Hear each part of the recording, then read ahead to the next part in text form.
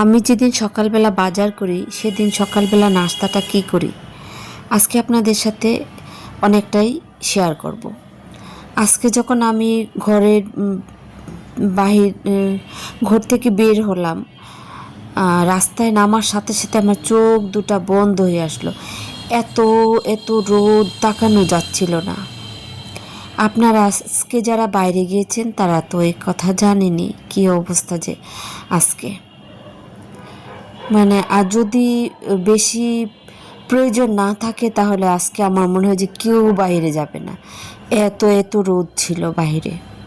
এই যে দেখেন পর্দাটা সরাই দিচ্ছি, একটু বাইরের দিকে দেখা যাবে, দেখলে বুঝতে পারবেন কি অবস্থা।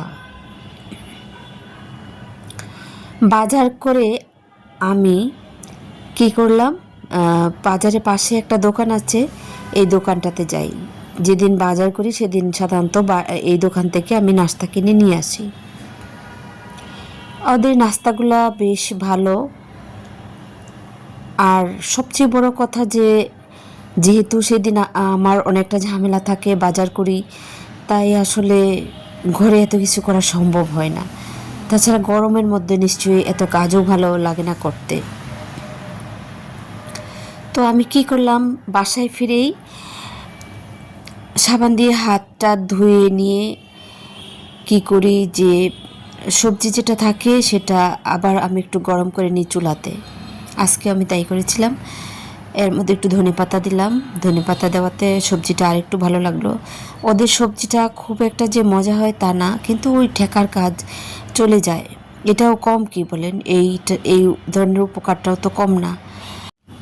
ওদের ডিম ভাজিটা কেমন হয় আমি জানি না, তবে ঘরে আমি সাধারণত ডিম ভাজিটা করে নিই। যেহেতু ডিম ভাজিটাতে আমি কিছু মশলা ব্যবহার করি, ধনেপাতা, পেঁয়াজ এগুলো একটু বেশি বেশি দিয়ে ডিম ভাজিটা করি, যেটা আমার কাছে, আমার ছেলের কাছেও খুব পছন্দের।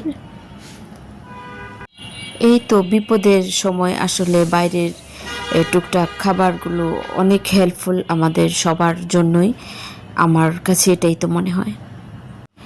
পেজের বিষয়ে আমি আসলে এক বছরের যে অভিজ্ঞতা, তার থেকেই আমি কিছু আপনাদের সাথে শেয়ার করতে চাই। সেটা হচ্ছে, এই যে পেজে কাজ করেছি প্রথম থেকেই কিন্তু ভিডিও ভালো হয়নি, কিংবা কথা বলা একদমই ভালো হতো না, তারপরও কিন্তু ছেড়ে দিইনি কাজটা।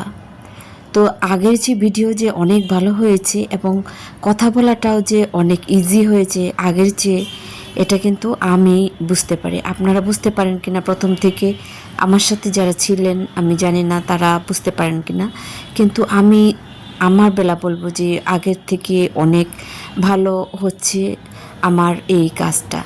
তো ধন্যবাদ, সবাই পাশে ছিলেন। আসসালামু আলাইকুম, ভালো থাকবেন সবাই।